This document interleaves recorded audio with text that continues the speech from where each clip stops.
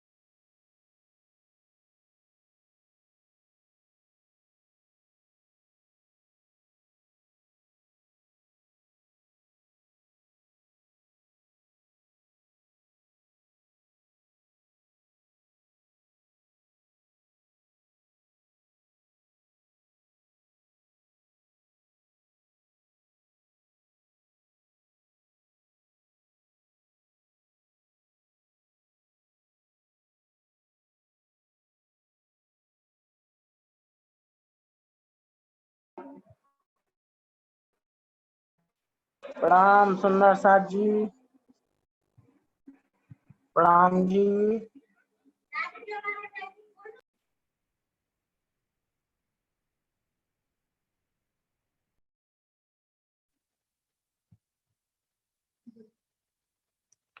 प्रणाम जी सुंदर शाह जी, प्रणाम। प्रणाम जी। प्रणाम जी।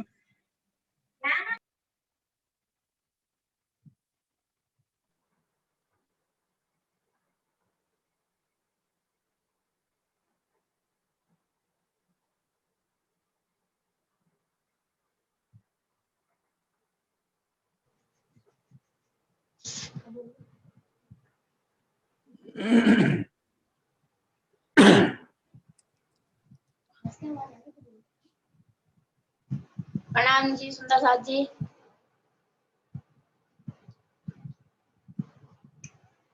प्रणाम जी। प्रणाम जी।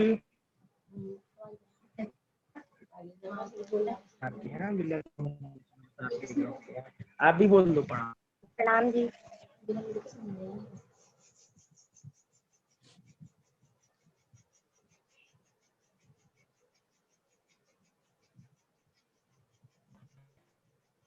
पकड़ेगी मुझे।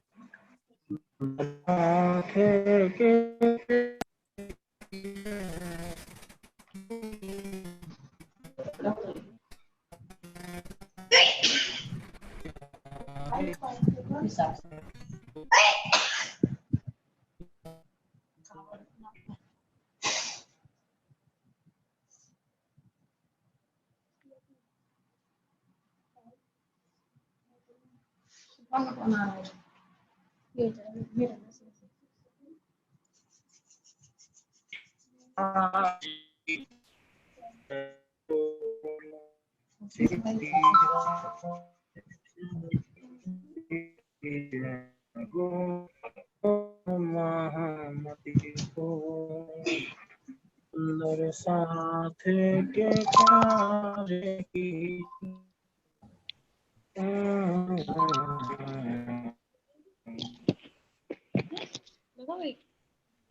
पीछे को छोड़ दे।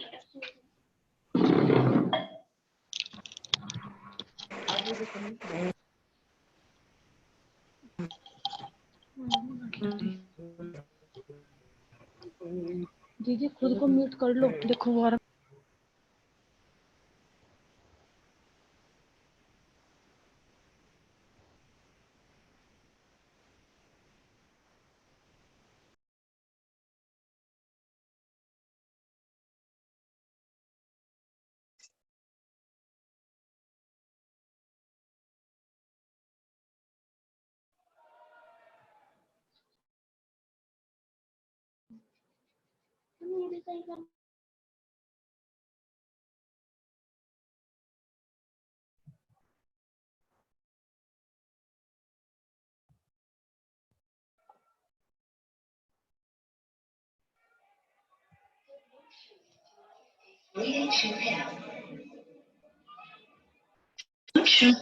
device is connected.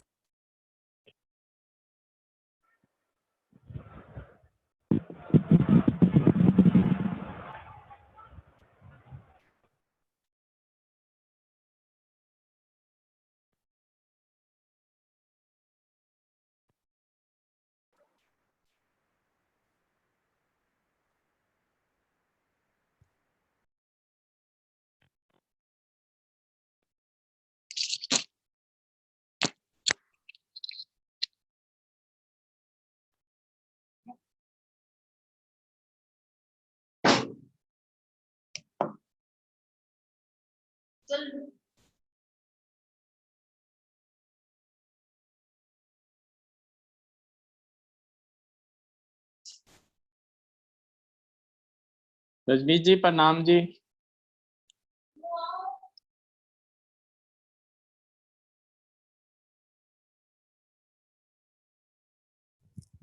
प्रणाम जी बब्बू भाई। प्रणाम जी, कैसे हैं आप? बस बढ़िया, मेरे राजी की। राहुल जी प्रणाम जी, अतुल जी प्रणाम। प्रणाम जी, प्रणाम जी। कैसे हैं आप? बस भी ठीक है। कितना हो गया? सुशांत जी आए नहीं? सुशांत जी आ रहे, अभी मेरे साथ बात कर रहे हैं, अभी आ रहे हैं। अच्छा अच्छा अच्छा।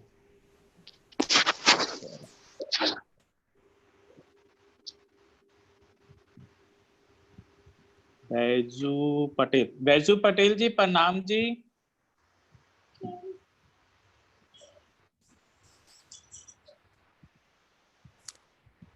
बैजू पटेल जी प्रणाम जी।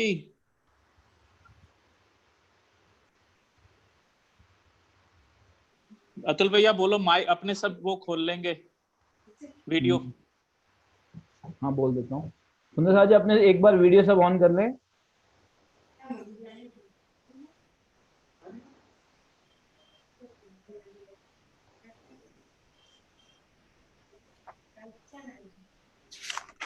सुंदर साहब जी शिवानी जी, सभी रख सकते हैं। शिवानी जी प्रणाम।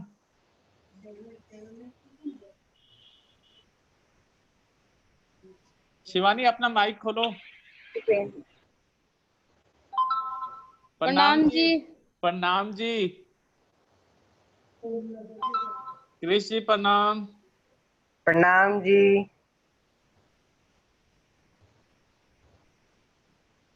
और कौन आया? सुंदर साहब जी अपने माइक खोलिए तो पता चले कौन कौन है।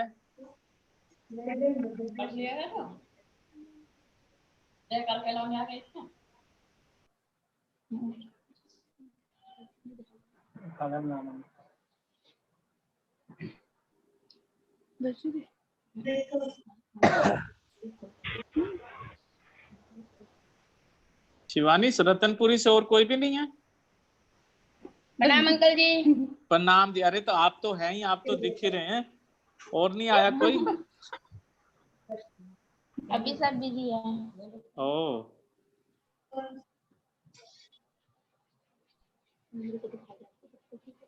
वंदना नागपाल जी। हाँ, एक से बैठा नहीं जा रहा वैसे। चलो चलो। अभिषेक खुराना, अभिषेक जी अपना जरा ये कैमरा सही कीजिए। यस।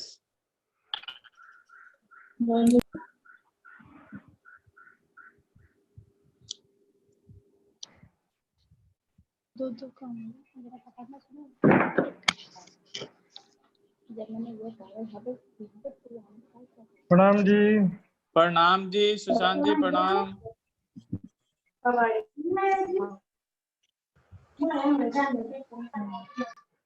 सभी बच्चों, युवा साथियों को प्रणाम जी।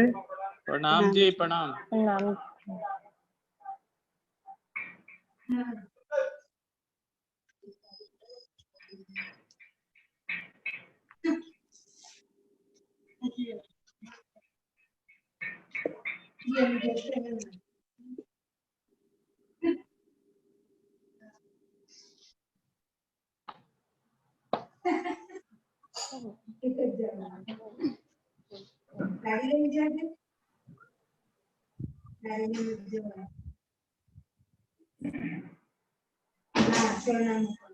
अतुल भैया वीडियो के लिए बोलो सबको, एक बार दिखे कौन कौन आया है। अतुल भैया वीडियो के लिए बोलिए। सुंदर साहब जी अपने वीडियो ऑन कीजिए प्लीज। आप सुंदर साहब अपने प्रणाम जी। प्रणाम जी। प्रणाम जी। हर्षिता कैसे हैं आप? प्रणाम जी। ठीक है, आप बताइए। लवी जी प्रणाम। शिवा प्रणाम। प्रणाम जी। गीतिका जी प्रणाम। प्रणाम जी। प्रणाम।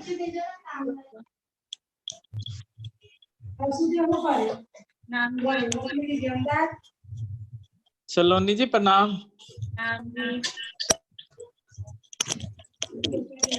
गुड।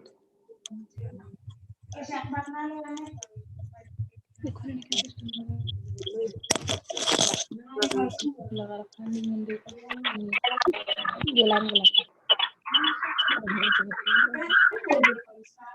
ये अपेक्षा कौन है?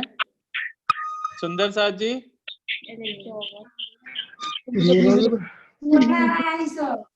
लाइट चालू कर देना, अंधेरा होगा तुमने।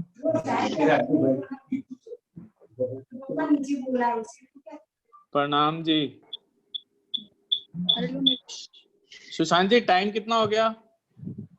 6 बज गए ये पूरे। बज चुका है। चलिए शुरू कीजिए। हाँ जी, सभी सुंदर साथ बच्चों, साथियों, युवाओं को सबको मेरा प्रणाम जी।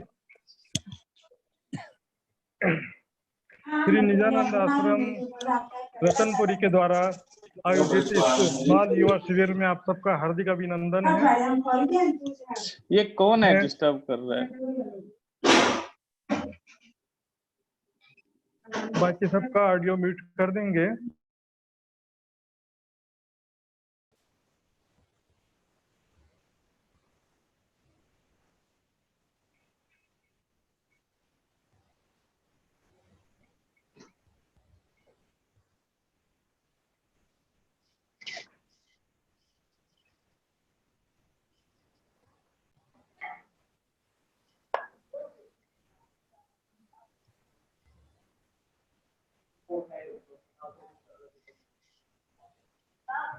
सुशांत जी बताइए बताइए। सुशांत जी चलिए बोलिए, स्टार्ट कीजिए। हाँ जी, शुरुआत में वो तारतम का वीडियो प्ले करने वाले थे वो। जी जी मैं कर रहा हूँ। सभी बच्चे युवाओं का हार्दिक अभिनंदन है। सभी शिविरार्थियों से निवेदन है कि कृपया अपना वास्तविक नाम में आपके स्क्रीन पर लिखें ताकि अटेंडेंस में पहचान हो सके। और आप यदि अपना वीडियो ऑन करेंगे तो हम आपको देखते हुए आपसे बातचीत कर सकेंगे। तो प्रयास कीजिए कि अपना वीडियो ऑन रखें। और सभी का ऑडियो म्यूट रहेगा। इस दरमियान में किसी को बात करने, कुछ बोलने की इच्छा हो, इस तरह से अपने हाथ खड़ा करेंगे तो हम समझ जाएंगे। और इसमें ऑप्शन भी है, आप यहाँ पर राइट साइड में जो मोर लिखा हुआ है वहाँ जाएंगे तो वहाँ पर लिखा हुआ है रेस हैंड। तो रेस हैंड या थंब हैंड का सिंबल दबाएंगे तो भी हमको पता चल जाएगा कि आप कुछ कहना चाहते हैं। तो यहाँ पर सर्वप्रथम हम सब मिल करके तारतम का श्रवण करेंगे। अतुल जी।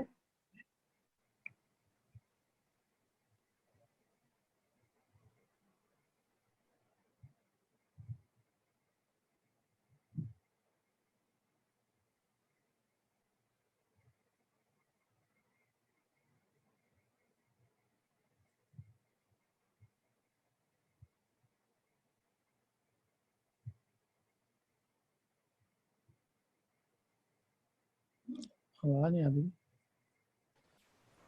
1 मिनट मैं कर रहा हूँ सुंदर जी, 1 मिनट दीजिएगा।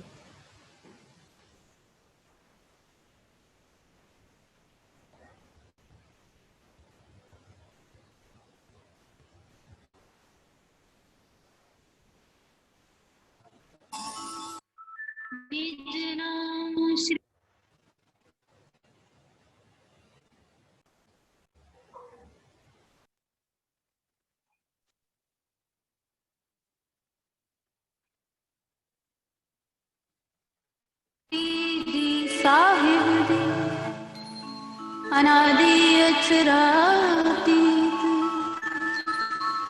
सो तो अब जाहिर है सब विध वतन सहित। श्री श्यामा जी वर सत्य हैं सदा सत सुख के दातार। विनती एक जो वल्लभा मो अंगना की अविधार। वाणी मेरे पियो की न्यारी जो संसार। निराकार के पार थे तिन पार के भी पार। अंग उत्कंठा उपजी मेरे करनाए विचार। ए सतवानी मत के लेऊं जो इनको सार, इन सार में कई सत सुख, सो मैं निर्णय करूं निर्धार। ए सुख देऊं ब्रह्म श्रेष्ठ को, तो मैं अंगना नार। जब ए सुख अंग में आवई, तब छूट जाए विकार। आयो आनंद अखंड घर को, की अछरातीत भरतार। निज नाम श्री, निज नाम श्री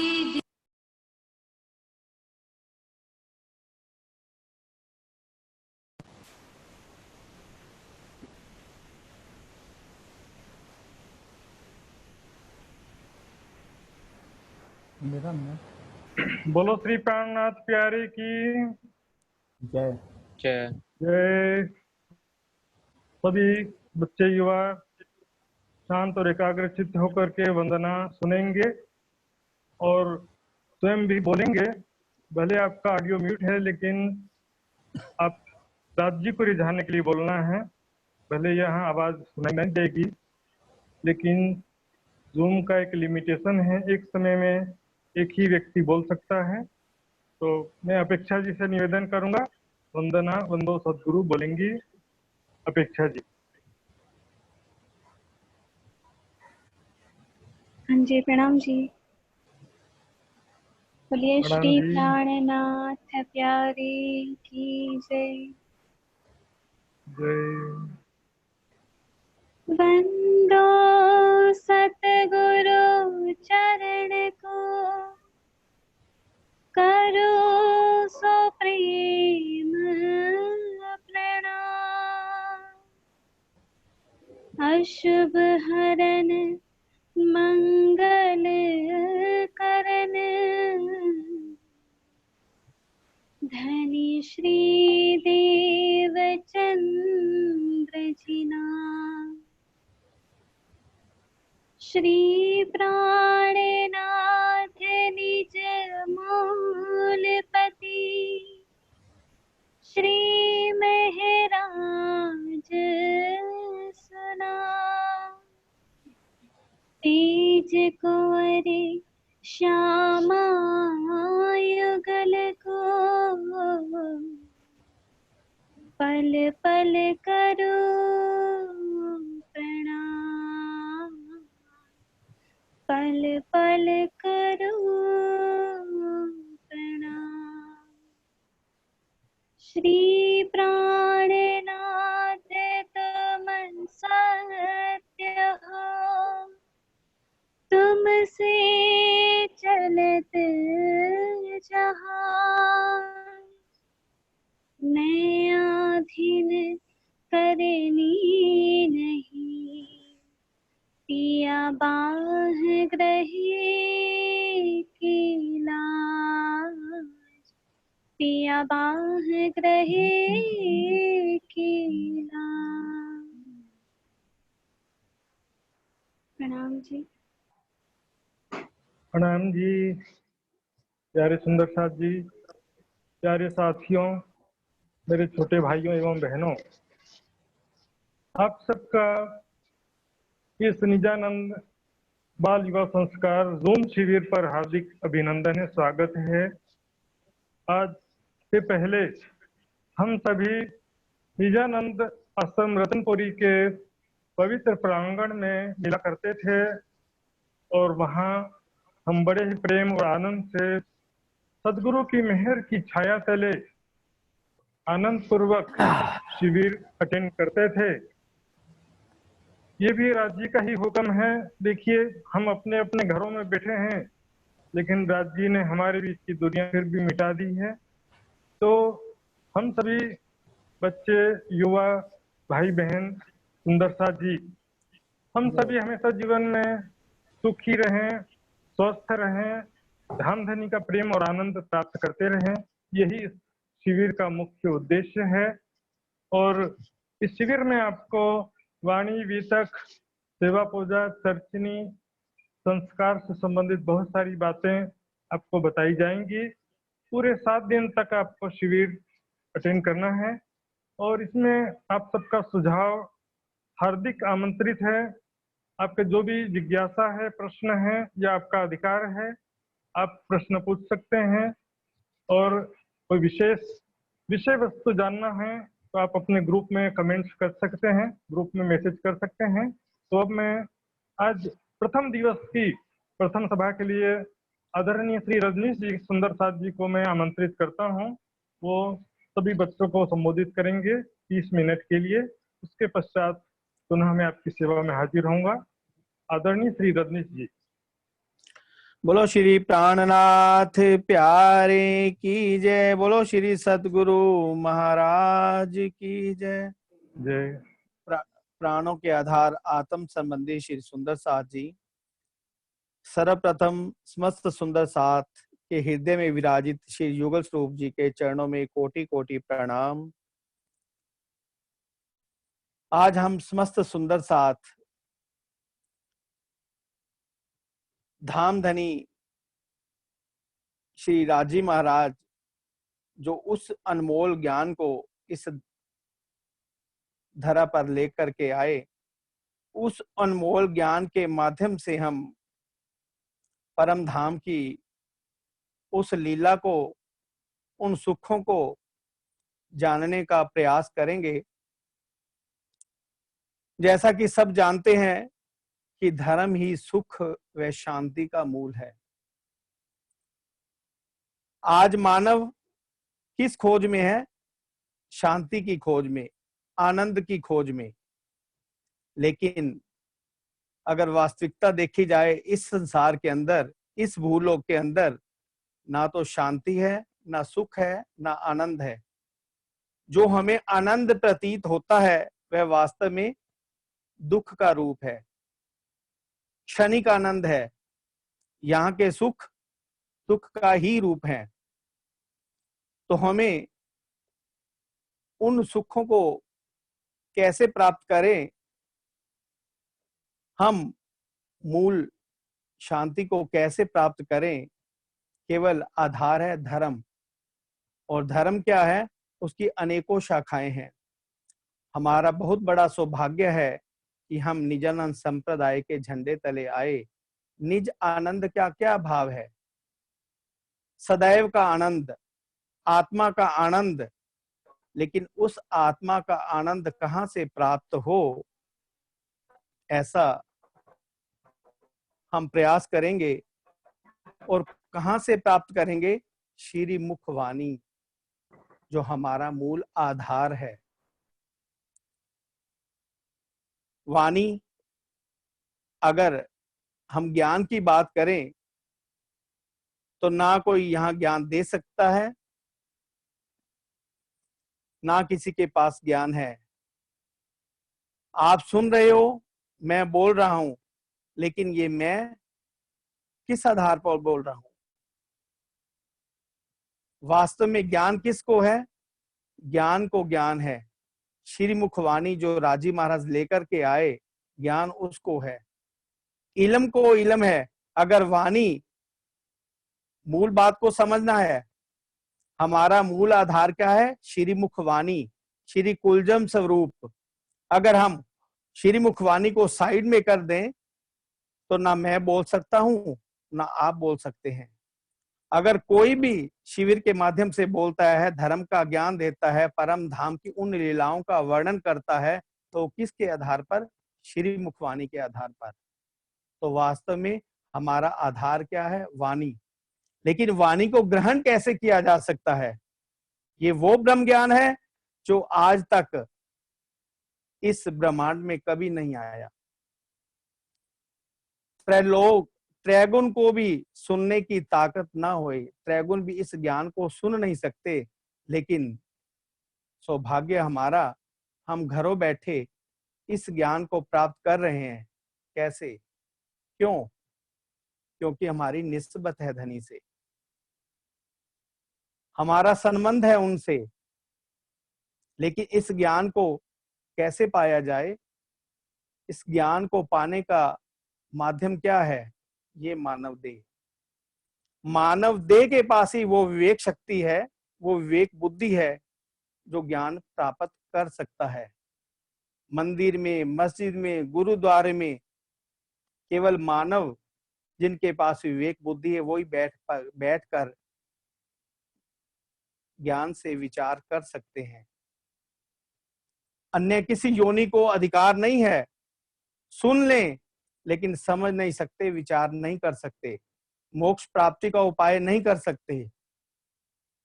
तो श्री इंद्रावती जी कहते हैं, मानव दे अखंड फल पाइये, सो क्यों पाए के वृथा गवाइये, ये तो अदखिन को अवसर सो गमावत माजनी धर। मानव देह जो मिली है उससे इस अखंड फल कौन सा है? जो ब्रह्म ज्ञान है, जिससे हम परब्रह्म की उन लीलाओं का चिंतन कर सकते हैं, उसको जान सकते हैं, जिसे आज दिन तक कोई जान नहीं पाया। धनी लाए उन लीलाओं को, उन सुखों को हमारे वास्ते। तो इस मानव देह से ही जो 84 लाख योनियों के उपरांत मानव देह मिली है, तो उस मानव देह के से ही इस ब्रह्म ज्ञान को पाया जा सकता है। मानव देह अखंड फल पाइये, सो क्यों पाए के वृथा गमाइये। जब ये ब्रह्म ज्ञान मिल जाए तो हमें अपना समय व्यर्थ नहीं करना। सो क्यों पाए के वृथा गमाइये, ये तो अदखिन को अवसर, क्योंकि ये क्षण भंगुर शरीर है। ना जाने इसका, इन श्वासों का आना होए ना होए, इसलिए ये पानी के उस बुलबुले के समान है जो बनता और तुरंत मिट जाता है। ये तो अदखिन जो क्षण मिला है, जो मानव देह से जो श्वास मिले हैं, ये पता नहीं कब खत्म हो जाए, इसलिए इसी अज्ञानता में हमें होना नहीं है। और मानव देह भी मिल गई, लेकिन मानव देह पा करके भी इस ज्ञान को पा नहीं सकते। हमारा सौभाग्य है हमें धनी के चरण मिले, सच्चे सदगुरु की शरण मिली, तो ज्ञान, हम उनके चरणों में भी बैठे हैं। वो फिर सोचते हैं ये ज्ञान सुन रहे हैं, हमारे अंदर क्यों नहीं उतर रहा, सुन तो रहे हैं, हृदय में क्यों नहीं जा रहा। तो सिरजी वाणी में फरमाते हैं, वचने कामस धोए काढ़िए, ज्यारे राखे नहीं रज मात्र, जोग बाई सर्वे जीतिए, त्यारे थइए प्रेमना पात्र। अगर किसी बर्तन में कुछ भर करके रखना हो तो बर्तन उल्टा नहीं रखा जा सकता। खाने पीने की जो शरीर के स्वास्थ्य के लिए कोई भी ऐसी वस्तु है तो उस बर्तन को साफ रखा जाता है। और एक दृष्टांत वाणी में आता है, ये ब्रह्म ज्ञान किसके हृदय में टिकता है? जैसे सोने के बर्तन में शेरनी का दूध टिकता है। केसरी दूध ना रह रज मात्र, उत्तम कणक बिना जो पात्र। केसरी यानी शेरनी का दूध सोने के पात्र के बिना रह नहीं सकता, किसी और बर्तन में टिकेगा नहीं। तो ये ब्रह्म ज्ञान उसके हृदय में टिकेगा जो वचने कामस धोए काढ़िए, ज्यारे राखे नहीं रजमात्र। वचने कामस, मन में ईर्ष्या, द्वेष, कलुषता, मन की निर्मलता चाहिए। धोए काढ़िए, किससे धोया जाएगा? इस वाणी से। ये वाणी, ये ब्रह्म ज्ञान जैसे जैसे हृदय में जाएगा तो मन की सारी द्वेष भावनाएं खत्म हो जाएंगी। उसको जरा मात्र नहीं रखना है हृदय के अंदर। वचने कामस धोए काढ़िए, ज्यारे राखे नहीं रजमात्र, जोग बाई सर्वे जीतिए, त्यारे थइए प्रेमना पात्र। हमें अपने गुण अंग इंद्रियों को माया के अंदर ग्रस्त नहीं होने देना है, तो हम प्रेम के पात्र बन सकते हैं। उस ज्ञान को तब पाया जा सकता है जब हृदय में प्रेम हो, निर्मलता हो। और ये मानव देह ही विचार कर सकती है। आज तो हमें प्रणाम करना भी किसी को गवारा नहीं होता। हम सोचते हैं पहले वो प्रणाम करे, और ये नहीं सोचता कि प्रणाम का महत्व क्या है। सतयुग से लेकर त्रेता, द्वापर और कलयुग में हम प्रणाम करते हैं तो लोग समझते हैं कि प्रणामी लोग ही प्रणाम करते हैं, लेकिन प्रणाम का क्या महत्व है। आप महाभारत उठा लीजिए, रामचरितमानस, वाल्मीकि जी ने जो रामायण लिखी उसको उठा लीजिए, ऋषि मुनि देवी देवता सब क्या कहते हैं, प्रणाम मुनिवर, प्रणाम गुरुदेव।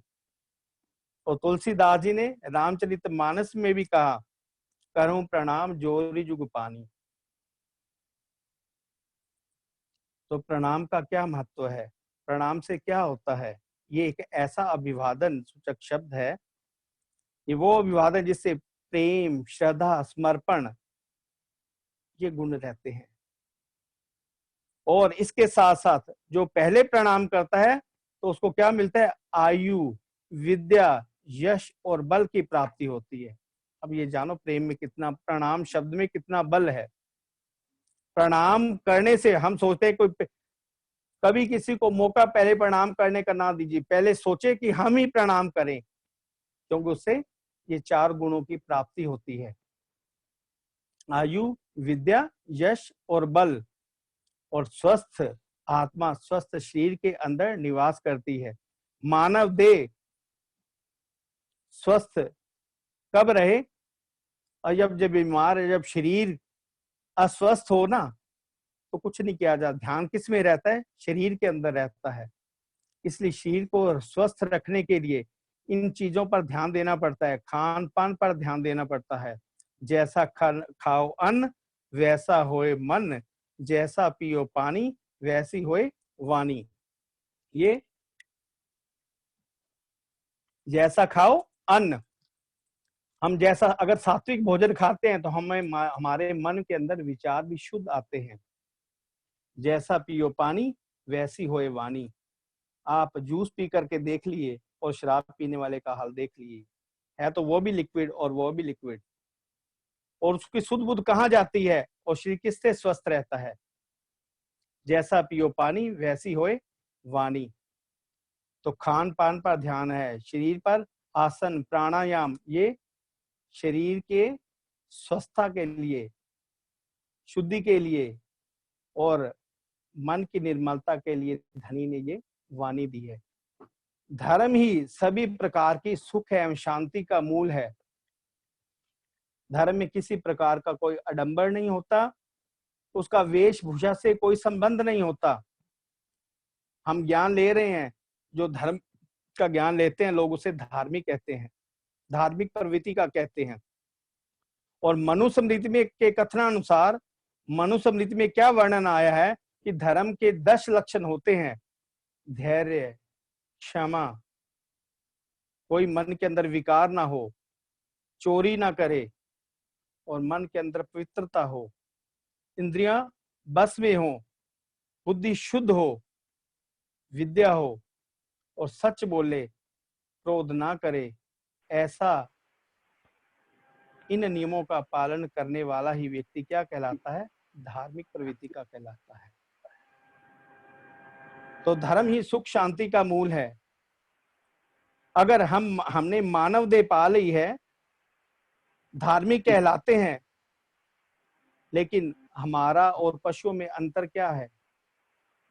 हम भी खाते हैं, पशु भी खाते हैं, वो भी बच्चों को जन्म दे रहे हैं, हम भी दे रहे हैं। अंतर क्या है, उनके पास विवेक नहीं है और मनुष्य के पास विवेक है। पेट माफक खाइए, क्योंकि सिरजी वाणी में कहते हैं, इन इंद्रियों के सुख को लगा सारा संसार, तुम तो हो ब्रह्मशिष्ट के, क्यों कर ना देखो विचार। अब हमें विचार क्या करना है। मानव देह की बात हो गई, इसकी शुद्धि की बात हो गई, मन की निर्मलता की बात हो गई। धर्म के ज्ञान को कैसे पाया जा सकता है, धर्म वास्तव में है क्या, निजानंद संप्रदाय है क्या, हमारा धनी से संबंध क्या है, मैं कौन हूं, कहां से आया हूं, मैंने जाना कहां है, इन बातों का विचार करना है। और वास्तव में धर्म ही प्राणी मात्र का सच्चा मित्र है। धर्म की रक्षा मानवता की रक्षा है, और धर्म का विनाश हो जाए तो मनुष्य क्या बन जाता है, दानव बन जाता है। तो ये संसार मृग तृष्णा के समान है।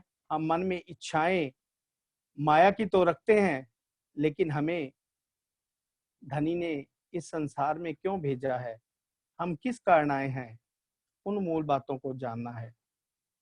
हम बैठे कहाँ हैं? ये संसार मिथ्या है, संसार स्वप्नमयी है। हम ये जानते हैं संसार स्वप्नमयी है, और वो क्या है? सत्य है। जो सत्य है वो चेतन भी है, वही आनंदमयी है। सत्य चित्त आनंद स्वरूप ही परमात्मा है। और सच्चिदानंद स्वरूप कौन है?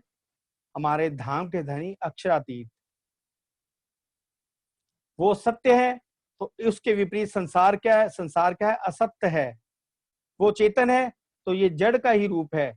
और वो आनंद ही है, तो ये दुख का दुख, दुख ही दुख का रूप है।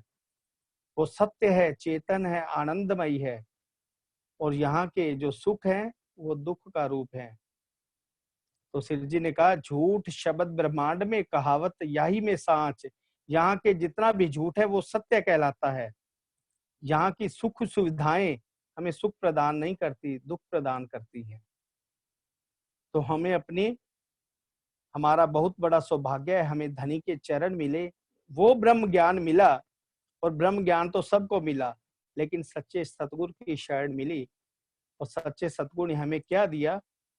शेर जी वाणी में फरमाते हैं, सतगुरु साधो वाको कहिए, जो अगम की देवे गम, हद बेहद सबे समझावे, और भाने मन को भर्म।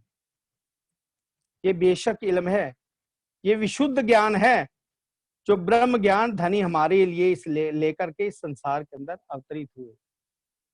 और आया कौन लेकर के? सतगुरु रूप में कौन पधारा? धाम के धनी। और आए कैसे? क्योंकि सत्य के अंदर, असत्य के अंदर सत्य आ नहीं सकता।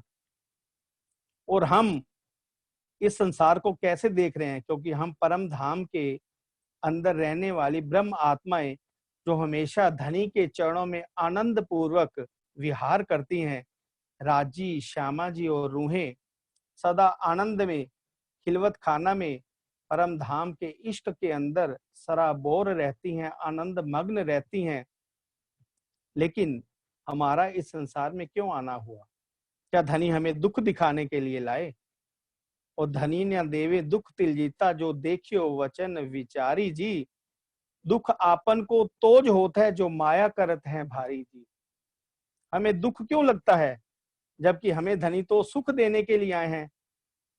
और वहां हमेशा सुख और आनंद में मग्न रहते थे।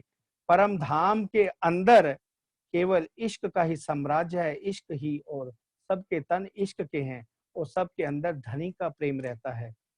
धनी जो चाहे वही लीला करते हैं 25 पक्ष के अंदर रूहों को आनंद देने के लिए। हक यानी श्री राज जी महाराज, हक को काम कछु और नहीं, देवे रूहों लाड़ लज्जत, ये बिगर मांगे देते हैं, तो मांगिया क्यों ना पावत। हमारे बिना चाहने की धनी रूहों को आनंद में मग्न करने के लिए, उनको सुख देने के लिए जैसा दिल में चाहते हैं, वैसा श्यामा जी के दिल में आ जाता है, वैसा रूहों के दिल में आ जाता है। और हम 25 पक्ष के अंदर किसी न किसी एक पक्ष के अंदर जाकर के धनी के साथ इश्क और आनंद की लीलाएं करते हैं। फिर धनी ने हमें ये इस संसार को क्यों दिखाना पड़ा? ये संसार हमें क्यों दिखाया? केवल दुख दिखाने के लिए? क्योंकि धनी कभी हमें दुख दे नहीं सकते। जिसके पास सत्य ही है, दुख का नामो निशान नहीं है, पड़ोस में भी दुख देने लेने जाएं तो वो भी नहीं मिलेगा। सतंग अक्षर ब्रह्म है, वो अक्षर ब्रह्म जो धनी के ही सत अंग हैं, उनके हुक्म से ये ब्रह्मांड बनते और मिटते हैं। वो भी परम धाम के अंदर निवास करते हैं। जमुना जी के एक तरफ इश्क और इश्क की लीला है, दूसरी तरफ सत्य की साहिबी की लीला है। फिर धनी ने हमें ये खेल क्यों दिखाया? हम इश्क के अंदर सराबोर थे, इश्क के अंदर गर्क थे। धनी ने हमें खेल दिखाया केवल अपने पहचान देने के वास्ते। खुलासा के अंदर इश्क रबद का एक कारण बना दिया, जिसमें धनी ने रूहों ने कह दिया इश्क हमारा बड़ा, सखियों ने कह दिया इश्क हमारा बड़ा। लेकिन धनी ने ये नहीं कहा। धनी ने कहा भले इश्क तुम्हारा बड़ा है, लेकिन मैं तुम्हारा आशिक हूं। और वास्तव में इश्क का स्रोत कौन है? श्री राजी महाराज। इश्क शब्दातीत साक्षात, साक्षात राजी का स्वरूप ही इश्क का स्वरूप है। और हम इश्क के अंदर सराबोर हैं, लेकिन हमें सुध नहीं है, हमें निस्बत का नहीं पता, हमें अपनी धनी की साहिबी का नहीं पता, हमें परम धाम की लीलाओं का नहीं पता। केवल इश्क के अंदर गरा को सराबोर अवश्य हैं। हक अपने दिल की मार्फत देने के वास्ते, अपनी पूर्ण लज्जत देने के वास्ते, अपने इन परम धाम की लीलाओं के अंदर एक लीला को और ऐड करके परम धाम के और सुखों को देने के वास्ते ये खेल दिखा दिया। खुलासा के अंदर महाकारण, इश्क रबद महाकारण में एक चौपाई आती है, रूहें बेनियाज थी बीच दरगाह 12,000, जाने ना आप अरस की साहिबी अपार। रूहें परम धाम में रहती अवश्य हैं, धनी की लीलाओं में मग्न हैं, लेकिन बेनियाज हैं। किससे? परम धाम की उन लीलाओं से। रूहें बेनियाज थी बीच दरगाह 12,000 सखियां जो परम धाम के अंदर 25 पक्ष के अंदर विहार करती हैं, ना धनी की साहिबी को जानती हैं, ना रस की साहिबी को जानती है, ना उन्हें धनी की पहचान है, ना अपनी साहिबी की पहचान है। तो साहिबी की पहचान हो, इश्क की पहचान हो, इश्क का स्वरूप किसका है, क्या लीलाएं हैं, तो इन सब लीलाओं को कि सुख और अधिक लज्जत देने के वास्ते धनी ने हमें यह खेल दिखाया। हक आप अरस में अरवाहों को, खेल मेहर का दिखावत, दुख का नहीं, दुख का नाम ही नहीं आता। धनी तो ये कहते कि दुख ना देऊं फूल पाखड़ी, राखूं शीतल नैन। मैं उनको तो एक फूल की पाखड़ी किसी के ऊपर फेंक दी जाए, उससे जितना दुख होता है, बल्कि होता ही नहीं, उसको मारने से भी जितना दुख होता है, तो मैं इतना दुख भी अपनी रूह को दे नहीं सकता। तो मैं चाहता हूं राखूं शीतल नैन, इनको शीतलता की नजरों से देखता रहूं, आनंद में ये मग्न रहें, प्रेम में मग्न रहें, और इश्क की लज्जत के अंदर सराबोर होने के कारण उनको किसी तरह का ज्ञान नहीं है। और जब इश्क होता है, इश्क की लीला होती है, तो मुंह बोलती बंद होती है, जुबान बंद होती है। इश्क के अंदर इल्म नहीं हो सकता, और परम धाम के अंदर धनी हमें इल्म नहीं दे सकते, ज्ञान नहीं दे सकते। तो इस वास्ते हमें परम धाम के अंदर, मूल मिलावा के अंदर धनी ने अपने चरणों तले बैठा करके हक आप अरस में अरवाहों को, खेल मेहर का दिखावत, श्री राजी महाराज मेहर के सागर स्वरूप हो करके हमें चरणों तले बिठाया, मूल मिलावा के अंदर बैठा करके हमें ये खेल दिखाना शुरू किया। और खेल में हम कैसे आ गए, वो उसका विषय अब हम कर लेंगे। अब हम कहाँ बैठे हैं, हमारी पर आत्म कहाँ है? श्री राजी महाराज, राशि राज श्यामा जी सिंहासन पर प्रथम भौम के अंदर मूल मिलावा, 4 चौरस हवेली के बाद 5वीं गोल हवेली जो मूल मिलावा है, जिसको मूल मिलावा, क्योंकि मूल का मिलावा श्री राजी श्यामा जो रूहें आकर के विराजमान होकर के बैठे हैं, रूहें श्री राजी के चरणों तले बैठी हैं, श्री राजी श्यामा जी सिंहासन पर विराजमान हैं और हमें माया का खेल दिखाने जा रहे हैं। वो खेल कैसे देखा, रूहें कैसे आ गई, और फिर बीतक के थोड़े थोड़े दृष्टांत के साथ क्या हुआ जो हमने बीतक सुनी है। देवचंद जी कैसे आए, परम धाम की रूहें श्यामा जी किस प्रकार अवतरित हुई और किस किस तन को धारण किया और कैसे खोज करी, और खोज के उपरांत हमें हमारी सुरता माया को जो देख रही है, अब उस सुरता को कैसे लौटाना है, सुरता को फिराना कैसे है, ताकि हम परम धाम का वो आनंद ले सकें और परम धाम में श्री राजी महाराज के चरणों में फिर से उन लीलाओं में मग्न होकर उनके सुखों की आनंद की वो लज्जत ले सके। इन्हीं शब्दों से मैं आप सबको प्रणाम करता हूं और अपने शब्दों को विराम देते हुए श्री सुशांत जी को प्रार्थना करता हूं कि वो आगे की क्लास लें। आगे का विषय कल रहेगा कि धनी चरणों में बैठा करके खेल कैसे दिखाया। बोलो श्री प्राणनाथ प्यारे की जय। प्यारे सुंदर साथ जी, प्यारे साथियों, रजनी जी ने बहुत ही अच्छा मनुष्य जीवन का लक्ष्य और आत्मा के मूल स्वरूप की पहचान कराई। अब मैं अपेक्षा जी से पुनः निवेदन करूंगा कि वो 2 चौपाई गायन करके सुनाएंगी। अपेक्षा जी। प्रणाम जी। प्रणाम जी। बोले श्री प्राणनाथ प्यारे की जय। रे हो दुनिया बावरी, खोवत जन्म गमा, वो कर ले। मधुमती माया की झांकी, सुनत नारी चल मैं मार सुनत नारी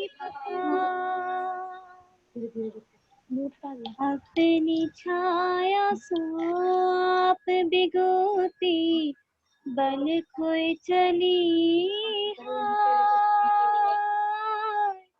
आग बिना जलत अंग में, जल बल होत अंगार, जल बल होत अंगार।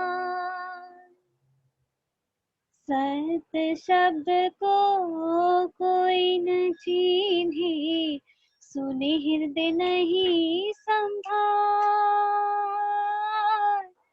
समझे साध जो आपको, देखे तामे बड़ी अंधार, देखे तामे बड़ी अंधार। बोलिए श्री प्राणनाथ प्यारे की जय। जय।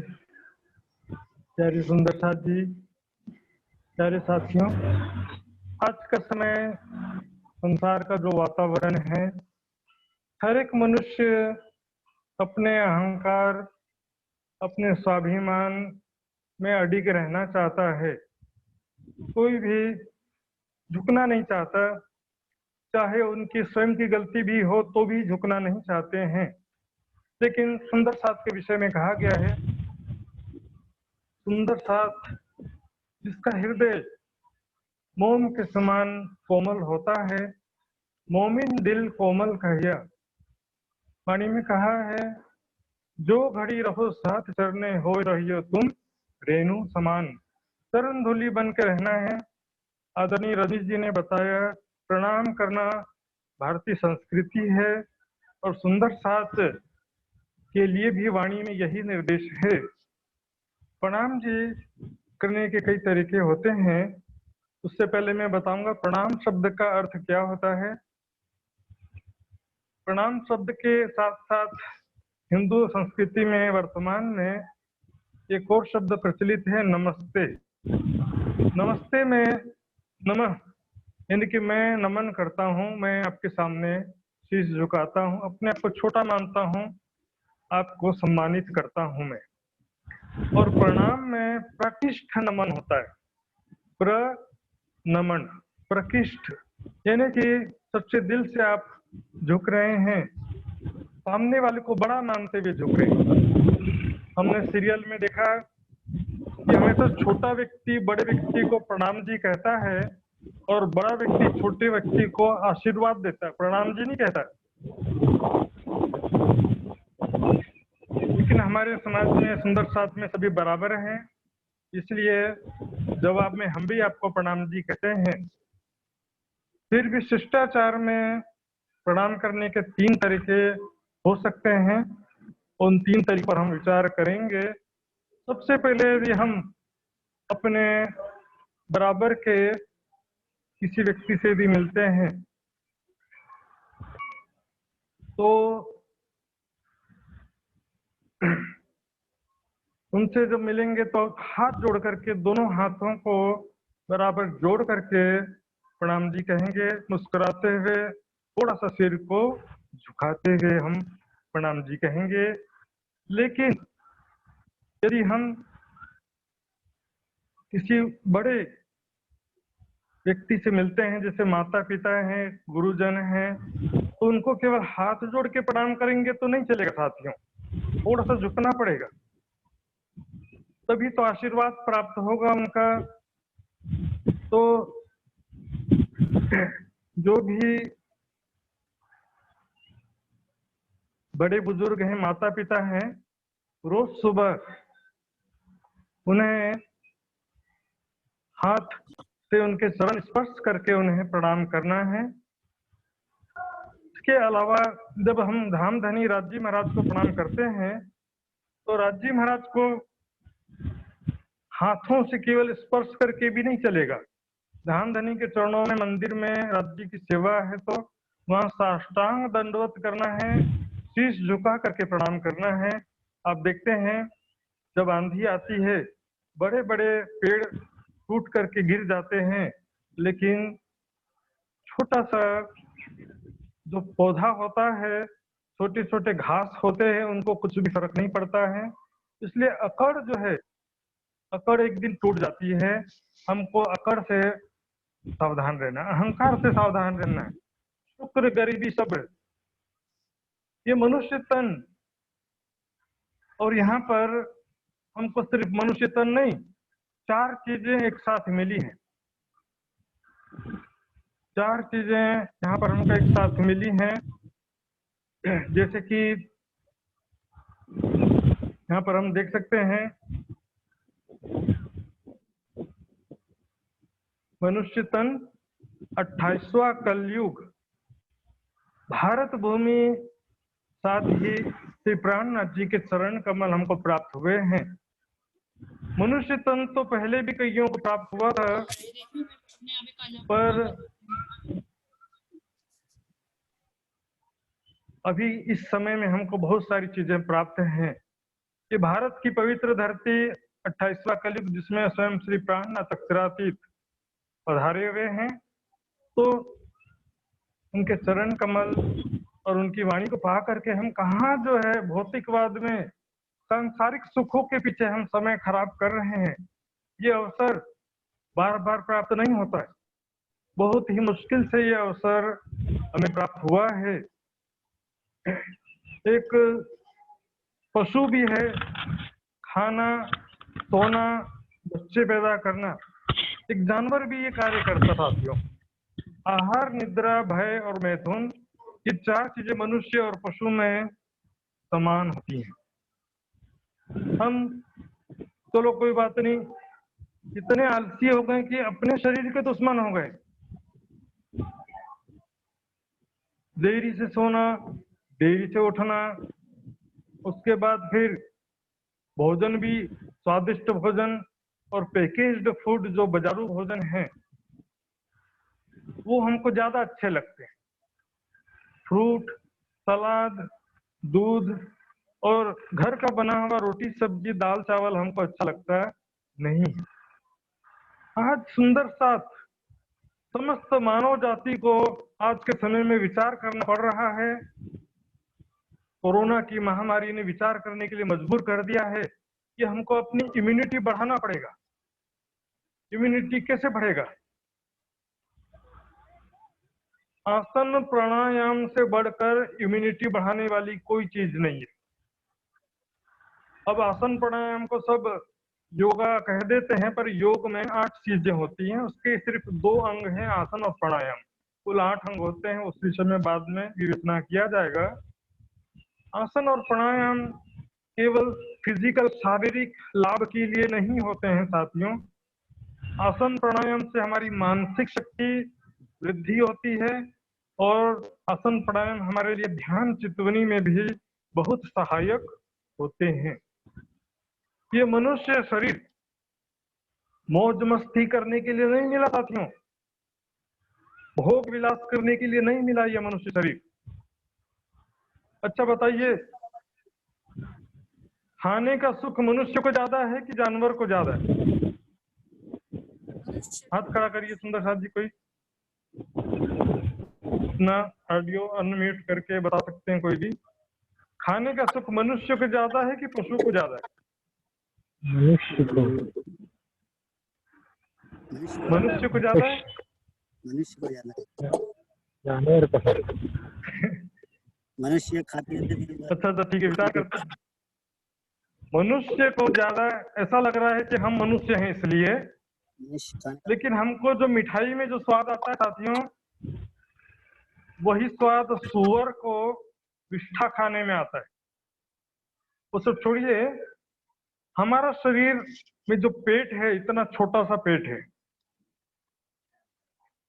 10 मिनट खाते हैं हमारा पेट भर जाता है। और गाय भैंस बकरी देखिए दिन भर खाते रहते हैं।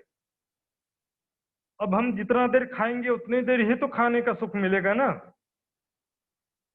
और गाय भैंस बकरी देखिए हमेशा मुंह हिलाते ही रहते हैं, मुंह हमेशा हिलाते रहते हैं। एक राजा के पास में एक बकरी थी। राजा ने घोषणा किया, मेरी बकरी का जो पेट भर देगा, पेट भर भोजन खिला देगा, तो उसे मैं अपने राज्य का 3रा हिस्सा दे दूंगा। मेरी बकरी को पेट भर भोजन खिलाना है। शर्त ये थी। कई लोग आए, बकरी को सुबह से शाम तक भोजन कराते रहे, अच्छा भोजन खिलाया, बकरी भी खाती रही। सुबह से शाम हो गया खाते खाते। शाम को वो राजा के पास बकरी को ले गए कि हे राजन, बकरी को जी भर के खिला दिया है, अब बकरी का पेट भर गया। राजा कहता, ये कैसे पता चलेगा? इसका टेस्टिंग तो करना पड़ेगा ना। तो राजा ने बकरी के सामने फिर से भोजन रखा, बकरी फिर से खाना शुरू कर दी। राजा ने कहा, इसका पेट नहीं भरा तभी तो खा रही है ना, पेट भरा होता तो क्यों खाती हो? ऐसा ही हालत हमारा भी है। अब देखिए, कई लोग जो है बकरी को भोजन खिला कर पेट भरने का प्रयास किए, लेकिन पेट नहीं भरा। तब एक बुद्धिजीवी थे उस नगर में, उन्होंने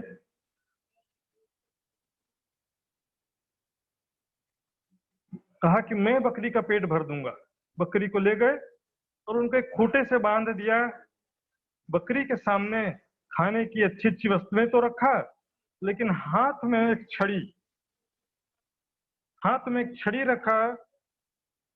जिससे क्या हुआ, बकरी जैसे ही खाने लगती तो वो आदमी बकरी के मुंह में जोर से छड़ी मारता। बकरी मैं घबरा करके पीछे हट जाती। फिर थोड़ी देर बाद बकरी फिर ट्राई करती, दोबारा खाने का प्रयास करती है, फिर से छड़ी पड़ती है। इस तरह से सुबह से शाम हो गया, बकरी को खाने नहीं दिया। बकरी ने ट्राई करना भी बंद कर दिया। अब शाम को राजा के पास ले गए।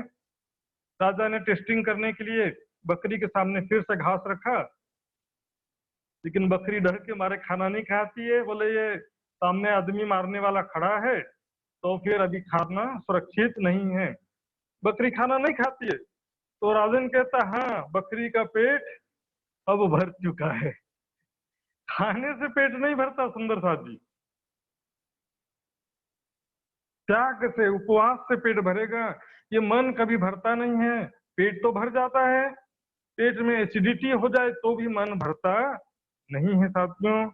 ये समय युवावस्था का, जो जवानी का समय है, और जो हमारे सामने बड़े सुंदर साधु भी बैठे हैं, वो भी अपने अनुभव से जानते हैं, भोग में रोग अवश्य होता है। स्वादिष्ट भोजन खाने के लिए हम जो खा रहे हैं, और हमारा जो असंयमित जीवन है, यही कारण है कि आज अनेकों बीमारियां नई प्रकट हो रही हैं। डॉक्टरों की संख्या बढ़ती जा रही है, हॉस्पिटल बढ़ते जा रहे हैं, बीमारियां भी बढ़ते जा रही हैं, और पेशेंट भी बढ़ते जा रहे हैं। यदि हमारी इम्यूनिटी अच्छी हो, हमारी रोग प्रतिरोधक शक्ति अच्छी हो तो हमको ये बीमारियां कुछ भी नहीं कर सकती साथियों, निश्चित रूप से मानिए। आसन प्राणायाम करना बहुत ही जरूरी है। इसके साथ साथ संयमित भोजन। 5 इंद्रियां इस संसार में प्रत्येक मनुष्य को प्राप्त हैं। 5 प्रकार की इंद्रियां हैं। तो पहली इंद्रिय है आंखें, दूसरी इंद्रिय है कान, तीसरी इंद्रिय है नासिका, चौथी इंद्रिय है त्वचा, 5वीं इंद्रिय है जिह्वा। तो 5 इंद्रियां हैं, 5 सेंसर्स हैं जिसके द्वारा हम बाहरी दुनिया का अनुभव करते हैं। बाहरी दुनिया को हम आंखों से देखते हैं, कानों से सुनते हैं, जिह्वा से स्वाद का अनुभव करते हैं, नासिका से गंध का अनुभव करते हैं, त्वचा से स्पर्श का अनुभव करते हैं।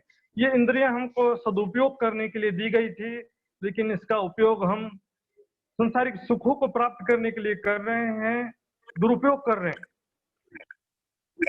जितना हम टीवी देखते हैं आंखों की रोशनी कम होती जाती है, जितना हम स्वादिष्ट भोजन खाते हैं हमारा स्वास्थ्य खराब होते जाता है, जितना हम बाहरी दुनिया का शारीरिक सुख सांसारिक सुख पाने का प्रयास करते हैं, उसका परिणाम ये होता है कि हमारे इंद्रियों का तेज कमजोर हो जाता है और हम रोगग्रस्त होने लगते हैं। एक दिन में नहीं होता है, शरीर में विष का भंडार इकट्ठा होता जाता है और जब विष का घड़ा शरीर में अशुद्धि बढ़ जाती है तो एक बड़ी बीमारी प्रकट होती है। पहले जमाने में बुढ़ापे में हम बीमार पड़ते थे, लेकिन आज का समय ऐसा आ गया कि 15 से 20 साल में ही कई बीमारियां प्रकट होने लगती हैं और कई हमारे बीच के साथी हमारे आंखों के सामने से चले जाते हैं, किसी गंभीर बीमारी से ग्रसित हो जाते हैं साथियों। तो वाणी में कहा, इन इंद्रियन का स्वाद को लगा सब संसार, तुम तो आत्मा राम की तुमको चाहिए और विचार। तुम तो परम धाम की आत्मा हो, तुमको तो कुछ विचार करना चाहिए कि तुम कौन हो, कहां से आए हो। हाँ, ये संसार का सुख लेने नहीं आए हैं हम। यहाँ पर हम धाम धनी को माया में रहकर याद करने आए हैं। ये जीवन पुरुषार्थ करने के लिए मिला है, मौज मस्ती के लिए नहीं है। ये कुछ परिश्रम करने के लिए मिला है, कुछ उपलब्धि हासिल करने के लिए मिला है। तो जीवन में 4 पुरुषार्थ कहे गए हैं। पहला है धर्म, दूसरा है अर्थ, तीसरा काम और चौथा है मोक्ष। ये 4 विशेष उपलब्धियां हैं। अब जितनी भी संसार में उपलब्धियां हैं सबको इन चारों में बांट सकते हैं। पहला है धर्म, जीवन में अच्छे कर्म करके हम पुण्य प्राप्त कर सकते हैं, अच्छे कर्म सत्कर्म कर सकते हैं, धर्म की लाभ प्राप्त कर सकते हैं। दूसरा अर्थ, पैसा कमाना। तो पैसा जो है हम कमा तो सकते हैं, लेकिन पैसे से क्या हासिल करेंगे? पैसे से हम भोजन खरीद सकते हैं, लेकिन पैसे से हम भूख नहीं खरीद सकते। पैसे से हम दवाई खरीद सकते हैं, पैसे से स्वास्थ्य नहीं खरीद सकते। पैसे से हम बिस्तर खरीद सकते हैं अच्छे अच्छे, लेकिन पैसे से हम नींद नहीं खरीद सकते, शांति नहीं खरीद सकते। पैसे से हम सम्मान प्राप्त कर सकते हैं, लेकिन सच्चा प्यार पैसे से प्राप्त कर सकते नहीं है। एक धनवान था, पुराने जमाने में कोई बैंक तो हुआ नहीं करते थे, तो एक धनवान सेठ ने 1000 सोने की मोहरें इकट्ठा कर लिया। ध्यान से साथियों, बहुत ही प्रेरक प्रसंग है। 1000 सोने की मोहरें एक घड़े में भर के उसने अपने घर के पीछे मिट्टी खोद करके जमीन के अंदर दबा दिया। 1000 सोने की मोहरें घड़े में भर के पीछे दबा दिया। अब एक दिन बीता, अब सेठ को उस धन की याद आने लगी कि मैंने 1000 सिक्के रखा था, वो सिक्के सुरक्षित हैं कि नहीं है, कहीं मैंने गिनती में गलती तो नहीं कर दिया, कहीं 999 तो नहीं थे, कहीं 1001 तो नहीं थे, और किसी चोर ने चोरी तो नहीं कर लिया।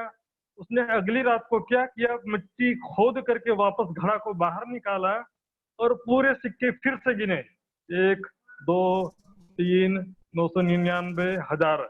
हाँ, 1000 सिक्के हैं, पूरे सुरक्षित हैं। वापस उसको मिट्टी में गाड़ दिया और दबा दिया।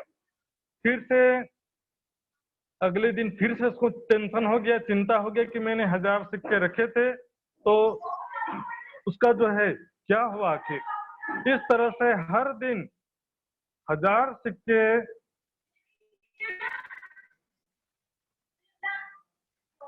गिन गिन कर हर दिन रख देता था।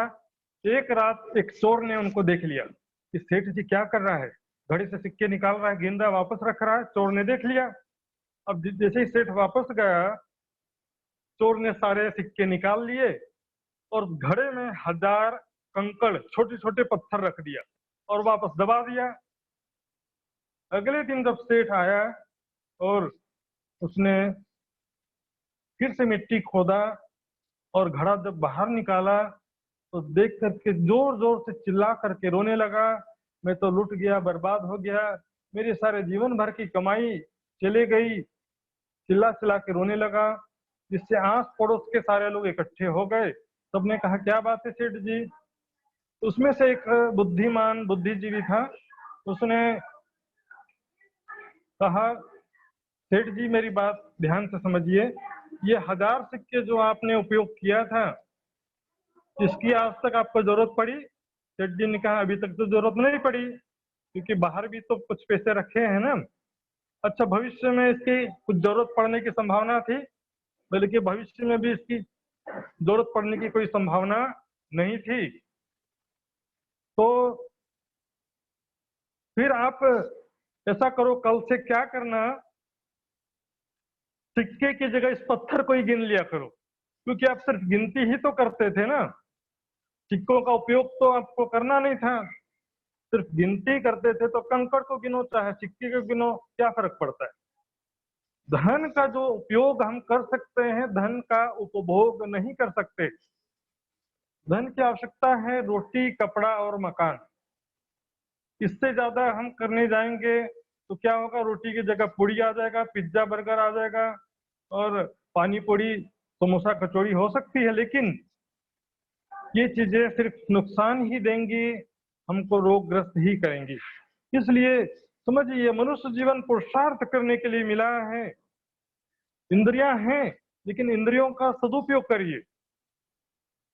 आंखों का सदुपयोग करिए, जिह्वा का सदुपयोग करिए, कानों का सदुपयोग करिए, भजन सुनिए, फिल्मी गाने, पिक्चर। एक बहुत बड़ी सामाजिक बुराई है। हम जब फिल्में देखते हैं तो हमको लगता है कि ये फिल्मों की जो दुनिया है ये सत्य है। हम भी चाहते हैं कि हम भी हीरो बन जाए, हम हीरोइन बन जाएं, लेकिन वो एक काल्पनिक दुनिया है। वास्तविक जीवन में हीरो भी कभी हीरो नहीं होता है। तो हम कहाँ से हीरो बन जाएंगे। वास्तविक जीवन में बहुत परिश्रम करना पड़ता है, मेहनत करना पड़ता है। तो काल्पनिक दुनिया में हो जाते हैं हम, और बिना मेहनत के सारा सुख पाने का इच्छा करते हैं, लेकिन संसार में बहुत परिश्रम मेहनत करना पड़ता है। वाणी में कहा, आपके जो प्रेरणा पुरुष हैं आज के समय में, युवा वर्ग के, इंग्लिश में बोलते हैं रोल मॉडल। रोल मॉडल आजकल के हमारे कौन हैं? ये पिक्चर के हीरो। पिक्चर के हीरो ना हो गए, भगवान हो गए, उनके चरणों में स्पर्श करेंगे सब लोग। रोल मॉडल अपना प्रेरणा पुरुष जो है बनाइए। महाराजा छत्रसाल जी को, श्री लालदास जी को, श्री देवचंद्र जी को, श्री महाराज ठाकुर जी को, इनको अपने प्रेरणा पुरुष बनाइए। बाईजू राज जी को, मंझली रानी को, ललिता सखी को अपने प्रेरणा स्त्री बनाइए महिलाओं के लिए। ये हमारे रोल मॉडल हैं। आज दो मुख्य समस्या है, स्वादिष्ट भोजन जिससे बीमारियां फैल रही हैं, और टीवी फिल्में जिससे बुराइयां फैल रही हैं। ये दो चीजों से बचना बहुत जरूरी है। और स्कूल कॉलेज का जो वातावरण है उसके विषय में कहा गया। गोविंद भेड़ा मंडल, गोविंद भेड़ा मंडल प्रेत नगरी के समान है जो हमको आकर्षित करते हैं। कॉलेज में आपको बोलेंगे कि ये तो सिगरेट नहीं पीता है, ये तो शराब नहीं पीता है, ये तो बहुत ही पुराने ख्यालात का लड़का है, पुराने जमाने का लड़का है। आपको सब लोग टॉन्ट कसेंगे। तो घबराने की बात नहीं है साथियों, क्योंकि घबरा गए तो प्रेत मंडली में फंस जाओगे आप। नशीले पदार्थ, प्राणनाथ जी ने वितक में कहा, पीना तंबाकू छोड़ दो और मांस मछली सब, शराब और सब कैफ, परदारा न चोरी कब।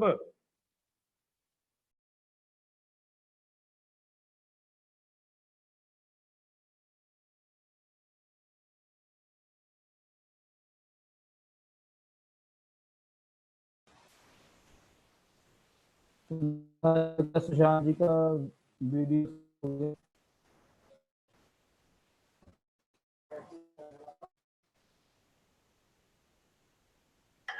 अतुल भैया क्या हुआ?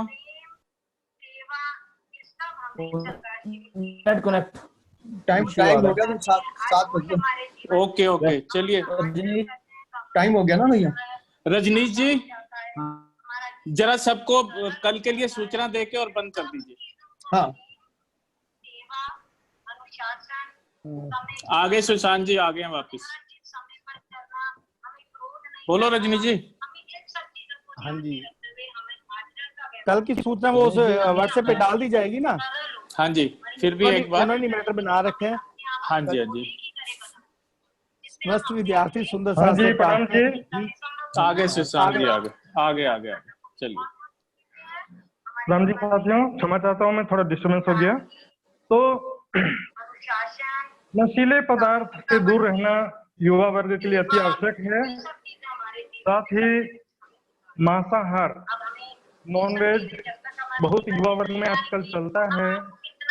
नॉनवेज के विषय में वाणी में कहा है,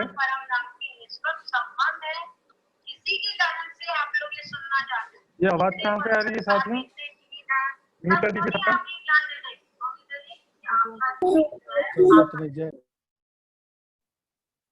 हाँ जी हाँ। वाणी में कहा, पीना तंबाकू छोड़ दो और मांस मछली सब, शराब और सब कैफ, परदारा न चोरी कब। तंबाकू, मांस मछली, शराब और सब प्रकार के नशे को छोड़ने के लिए कहा गया। यदि हम जीवन में अपने आत्मा के आनंद को प्राप्त करना चाहते हैं, ब्रह्म ज्ञान को समझना चाहते हैं, धन धनी की कृपा को प्राप्त करना चाहते हैं, तो ये चीजें छोड़ना अत्यंत आवश्यक है। हम सोचते हैं कि ये तो नॉनवेज, मटन, चिकन आदि हमने थोड़ी किसी जानवर को मारा है, या हमने थोड़ी किसी को ये नॉनवेज बनाया है, हम तो बस खा रहे हैं। लेकिन ये गलत फहमी है। पाप सिर्फ मारने वाले को नहीं लगता है, 8 जने को लगता है। उस पशु को, उस बकरी को या मुर्गी को जो पालता है, जो बेचता है, जो खरीदता है, जो मारता है, जो पकाता है, जो परोसता है, जो खाता है, सबको पाप लगता है साथियों। हिंसा किसी भी धर्म में उचित नहीं कहा गया है। अहिंसा परमो धर्म। इसलिए हमेशा हमें सात्विक भोजन और शाकाहारी भोजन का ही सेवन करने का निर्देश है ब्रह्मवाणी में। तो सभी मेरे युवा साथियों से निवेदन है, जीवन में हमेशा उन्नति की ओर अग्रसर होना है तो सबकी दुआएं लीजिए, किसी को दुख मत पहुंचाइए, माता पिता का सम्मान कीजिए, माता पिता का आशीर्वाद लीजिए। आपको बचपन में अनेकों कष्ट से उन्होंने पाल पोस कर बड़ा किया है। आप जो है किसी भी जीव को तकलीफ नहीं पहुंचाइए, जानबूझकर को तो नहीं पहुंचाइए, अनजाने में कभी हो सकता है। और ब्रह्मवाणी धाम धनी का सुख प्राप्त करना है तो माया के सुखों से थोड़ा परहेज करके चलना पड़ेगा। भोग में रोग है, हमेशा जानिए। करो योग, रहो निरोग। योग, आसन प्राणायाम करिए, हमेशा स्वस्थ रहेंगे। मानसिक शक्ति, याददाश्त की भी वृद्धि होगी। इंद्रियों का संयम कीजिए, सदुपयोग कीजिए और नशा और मांसाहार से दूर रहिए। तो आज मैं अपना विषय यहीं पर विराम देता हूं। अभी सभी साथियों से बस 5 मिनट का समय है। जो भी कुछ प्रश्न करना चाहते हैं तो यहाँ पर वो कर सकते हैं। तो जो भी बात प्रश्न करना चाहते हैं, जिज्ञासा है, वो अपना हाथ खड़ा करेंगे या तो थंब सिंबल भेजेंगे। हाँ जी अतुल जी, देखिए जो भी हाथ खड़ा करें उनका ऑन करिए ऑडियो। कोई भी प्रश्न पूछना चाहते हैं तो पूछ लीजिए जल्दी से।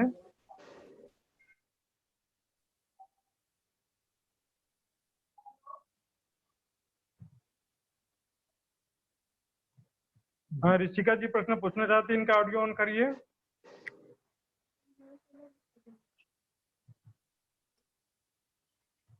ऋषिका जी का ऑडियो ऑन करिए। अतुल जी, ऋषिका जी अपना ऑडियो अनम्यूट करिए। ठीक है, ऋषिका पिज्जा खाती है।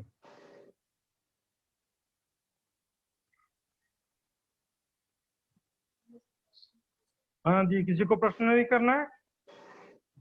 चलिए आप ग्रुप में भी प्रश्न कर सकते हैं। अब मैं बब्बू जी या मुकेश जी कुछ बोलना चाहते हैं तो बोल सकते हैं। उसके पास अंत में अपेक्षा जी एक छोटा सा गायन करेंगी। सुशांत जी पहले वो अनाउंस कर हाँ जी दी बब्बू कल जी। का। सुशांत जी कल की सूचना दे कल, दीजिए, हाँ, समय की। हाँ बिल्कुल। कल इसी प्रकार शाम को 6 बजे शिविर प्रारंभ होगा क्लासेस। तो आप सबसे निवेदन है कि समय से 5 मिनट पूर्व ही आप रेडी हो जाइए। जैसे कि आज 10 मिनट 15 मिनट बाद कई आ रहे थे। और यहाँ पर मैं एक बात देख रहा हूँ कि शिविर में रजिस्ट्रेशन जो किया गया है उसके हिसाब से बहुत सारे बच्चे अभी प्रेजेंट नहीं हैं, बहुत सारे साथी प्रेजेंट नहीं हैं। तो उन सब तक सूचना पहुंचाएं, उन सबको फोन के द्वारा या व्हाट्सएप मैसेज के द्वारा सूचित करें कि भाई आप सब शिविर में आइए। मात्र 7 दिन का ये शिविर है और इसमें को ज्यादा से ज्यादा लाभ प्राप्त करना चाहिए। हमारे प्रेजेंटेशन में, संबोधन में कुछ कमी हो सकती है तो आपका सुझाव और आपकी जिज्ञासा सादर आमंत्रित है। आप हमें ग्रुप में मैसेज कर सकते हैं, आपके हिसाब से किया जाएगा। तो अब मैं अपेक्षा जी से एक छोटा सा भाव रखने के लिए निवेदन करूंगा। अपेक्षा जी। हाँ जी प्रणाम जी। अपेक्षा जी। प्रणाम जी। प्रणाम जी। बोलिए श्री प्राणनाथ प्यारी की जय। जय। नाम माला रे धारो साधु भाई, नाम माला रे धारो।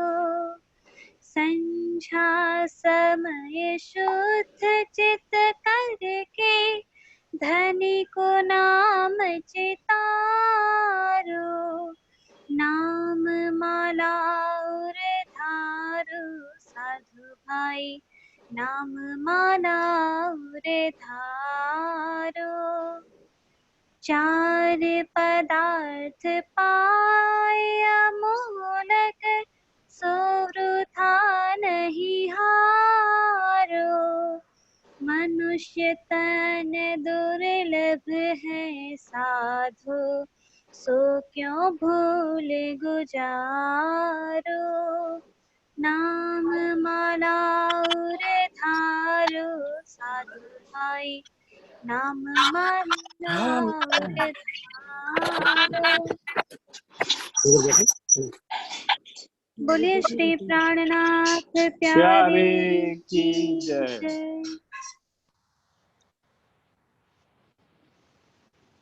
चलो अतुल भैया।